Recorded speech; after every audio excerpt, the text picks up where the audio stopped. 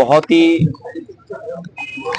इटावा के बड़े नेता रहे बलराम सिंह यादव जी, उनके बेटे के निधन होने के बाद मैं परिवार से मिलने आया था। गुड्डू यहाँ के राजनीतिक और सामाजिक कार्यों में लगातार काम करते रहे, लोगों से मिलते जुलते रहे। मुझे याद है कि जब मेरा पहला चुनाव कन्नौज का था तो गुड्डू और हम सब लोगों ने मिलकर के चुनाव लड़ा था, और जो भी साथी उनके थे उन्होंने पूरा समाजवादी पार्टी का उस समय सहयोग और मदद की थी। गुड्डू इधर बीमार हुए और जिसके कारण आज वो हमारे बीच नहीं है, तो परिवार से मिलकर के उनका दुख बांटने के लिए हम लोग यहाँ पहुंचे, सभी समाजवादी लोग। जहां तक हमारे साथी ने ये पूछा है SIR, एक बात तो ये मान लीजिए आप, इलेक्शन कमीशन से बीजेपी मिली हुई है, ये बात तो एकदम साफ आपको स्वीकार कर लेना चाहिए। बीजेपी इलेक्शन कमीशन एक है और उसका देखने को भी यही मिलता है। जब ये फॉर्म 7 में पकड़े गए और जब अपील की समाजवादी पार्टी ने कि फॉर्म 7 की जरूरत क्या है जब आपने SIR की इतनी एक्सरसाइज कर ली है, उसके बाद थोड़ा बहुत SIR में फॉर्म 7 भरवाना कम किया। वो तो खुशी की बात है कि द्वापर के और त्रेता के दशरथ और नंदलाल ने हमें बचा लिया। दशरथ के नाम पर कई सौ फॉर्म थे सुरेंद्रनगर विधानसभा में, और नंदलाल के नाम पर सुल्तानपुर में एक विधानसभा में उसके दस्तखत से वोट कटवाया जा रहा था, केवल मुस्लिम लोगों का। ये इनका टारगेटेड काम था कि जो समाजवादी पार्टी का वोटर है या जो मुस्लिम वोटर है या जो PDA है उसका वोट काट लें। लेकिन जब ये पकड़े गए तो कोई कार्रवाई नहीं हुई। इसी तरह यहां भी कई लोग पकड़े गए, जिलाधिकारी, पुलिस और इलेक्शन कमीशन को शिकायतें की गई हैं। अगर एक भी SDM पर और एक भी DM पर अगर इलेक्शन कमीशन कार्रवाई कर देता तो ये जो फॉर्म में भरने में, वोटर लिस्ट में जो हेराफेरी हो रही है वो एक नहीं होती। इससे ही साबित होता है कि सरकार, प्रशासन और इलेक्शन कमीशन तीनों मिले हुए हैं।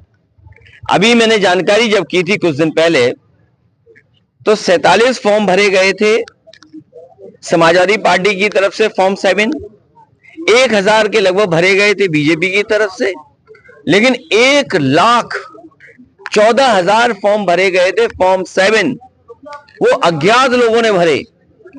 और जब उनका हम देखते हैं कि 1,14,000 वोट कौन सा है तो वो सब PDA निकलता है, पिछड़े, दलित, आदिवासी, मुसलमान, इन्हीं का वोट काट रहे हैं।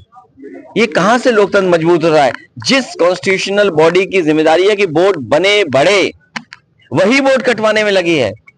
हम तो ये कहेंगे इटावा के हमारे पत्रकार साथी, हालांकि आप झंडा नहीं भेज सकते बीजेपी का, यहां से एक झंडा भेज दो बीजेपी का, वो अपनी बिल्डिंग में लगा लें, जिससे ये पता लग जाए कि बीजेपी का ही इंस्टीट्यूशन है। लेकिन मुख्यमंत्री जी ने सरकार है कि हरे बाबा शंकराचार्य नहीं हो सकता, इस पे क्या कहोगे? वो तो सही कहा उन्होंने, जब आईने में देखते होंगे तो लगता होगा ये बाबा ही नहीं है कोई। चीफ मिनिस्टर बिष्ट साहब लगता आईना देख करके ये बात कह रहे हैं, और जब विधानसभा में गए होंगे भाषण देने तो आईने में देखा होगा तो आईने ने सच्चाई बता दी होगी कि केवल पहनावे से कोई बाबा संत नहीं हो सकता है, कान छिदवाने से नहीं हो सकता है। अच्छा, बीजेपी के बड़े नेता, ये तो हमारी गीता भी लिखती है, गुरु नानक जी ने भी यही कहा, क्या कान छिदवा लोगे तो क्या योगी हो जाएंगे आप? और जो दूसरों का सर्टिफिकेट मांग रहे हैं वो अपना सर्टिफिकेट तो दिखा दें कि कौन सी इंस्टीट्यूशन में योगी बने हैं। इसलिए चीफ मिनिस्टर बिष्ट जी, जब उन पे कोई काम नहीं बचा है तो वो जनता को धोखा देने में निकल गए हैं। उनकी भाषा देखो, पूजनीय शंकराचार्य ने कहा है कि ऐसी भाषा तो गुंडों की भी नहीं होती है। बताओ, पूजनीय शंकराचार्य का अपमान हो गया, हमारे धर्म के सबसे गुरु संत, और हमारे तो परंपरा है जब चाहो तब पहन लिया आपने गेरुआ वस्त्र और साधु बन गए।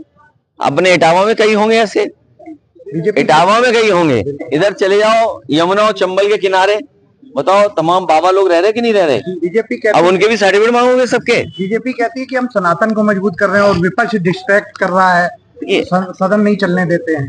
पहले तो आप ये समझ लो सनातन क्या है। बीजेपी वाले सनातनी नहीं समझाते क्या है। बीजेपी वाले क्योंकि खुद ही सनातनी नहीं है। सनातन का मतलब ये हुआ कि आप प्योर वेजिटेरियन होंगे। बताओ बीजेपी वाले कितने प्योर वेजिटेरियन हैं? और अमेरिका की डील में सुना है विदेशी एग्रीकल्चर प्रोडक्ट्स आ रहे हैं, विदेशी सब चीजें आ रही हैं। चिकन बर्गर तो पहले ही मिल रहा था, चिकन पिज्जा मिल रहा था, और अब एग्रीकल्चर प्रोडक्ट्स भी आ जाएंगे। तो बताओ क्या बचा हमारे देश का?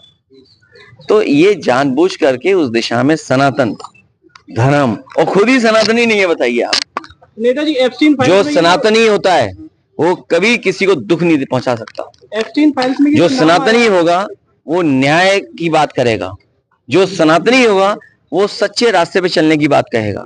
जो सनातनी होगा वो भाईचारा मानेगा। जो सनातनी होगा किसी तरह का भेदभाव नहीं रखेगा, और जो भेदभाव रखते हैं वो सनातनी नहीं हो सकते। जो दूसरों को हत्या कराते हों वो सनातनी कैसे हो सकते हैं? एप्स्टीन फाइल्स में मेला गांव में वहां पर एक अरे बहुत पढ़ा लिखा आदमी आया कि एप्स्टीन फाइल देखिए। आया है। मैं सर आपसे हाँ। मैं आपसे कुछ भी लेने या मांगने नहीं अच्छा कोई बात नहीं, पत्रकार नहीं है। मैं पत्रकार नहीं सर, दिल्ली यूनिवर्सिटी का छात्र हूँ। Very nice। यहाँ पर मेरी यूनिवर्सिटी में कोई भी ऐसा कोर्स नहीं होता है एमए इंटायर पॉलिटिकल साइंस। इसीलिए मैं मीडिया के सामने आपको पहली बार मैंने इस रैली में घुस के ये कहा है, मैं आपको प्रणाम करने इसलिए आया हूँ कि आज मेरे साथी लोग आपके बारे में डिस्कशन करते हैं। मैं टीचर हूँ, तो लोग डिस्कशन करते हैं। सरकार बनवाई है। आपका नाम एप्स्टीन फाइल्स में नहीं आया था। ठीक, रुक जाइए। मैं इनसे कहना चाहता हूँ बीजेपी से सावधान रहो। अभी पूजनीय शंकराचार्य पे क्या क्या कर दिया बताओ आप समझ गए होंगे ना। पूजनीय शंकराचार्य को भी बदनाम कर रहे हैं लोग। ये जो हमारे चैनल भाई लोग हैं ये ईमानदार हो जाएं तो उसी दिन भारतीय जनता की सरकार गिर जाएगी। हमारे यूट्यूबर तो ठीक हैं, हमारे यूट्यूबर तो ठीक हैं, हमारे बहुत से कुछ चैनल समय समय पे ठीक दिखाते हैं। अभी तो सनातनी भी अच्छा दिखा रहे थे हैं। और शंकराचार्य जी, हमारे जो पूजनीय शंकराचार्य जी, जो बातें उन्होंने कही हैं कि विधानसभा में इतनी गुंडों की भाषा नहीं हो सकती। आज तक बताओ उत्तर प्रदेश में किसी मुख्यमंत्री ने अपने केस वापस लिए हो? नहीं। ये पहले मुख्यमंत्री हैं जिन पे गंभीर धाराएं थी, इन्होंने अपने केस वापस लिए, अपने केस खुद के वापस लिए, और अपने नहीं लिए औरों के भी लिए वापस। तो इसलिए सावधान रहिए, उत्तर प्रदेश को सत्यानाश कर दिया इन्होंने। सर, जिस तरीके से 38 लोगों को मृतक घोषित कर दिया है उसमें लिस्ट में, और जीवित हैं वे क्या? अभी 16 तारीख को मैं इसी संबंध में प्रेस करने जा रहा हूं, और जिनके गलत तरीके से वोट काटे हैं या गलत तरीका अपनाया इलेक्शन कमीशन और प्रशासन ने, वो प्रेस के सामने लखनऊ में 16 तारीख को मैं रखूंगा। मालेगांव वाला जो विवाद चल रहा है जिसमें टीपू सुल्तान की वो मूर्ति हटाई गई थी, बाद में फोटो दी गई। देखिए आप, अमेरिका डील के बाद हमारे देश की अर्थव्यवस्था क्या होगी, हमारा देश किधर जाएगा, ये सब चिंता का विषय। सबसे महत्वपूर्ण विषय इस समय देश के लिए होना चाहिए अमेरिकन डील, जिसमें बीजेपी समझाने रही है हमें कि 18 छोटा होता है, 0 बड़ा होता है। बीजेपी समझा रही है 18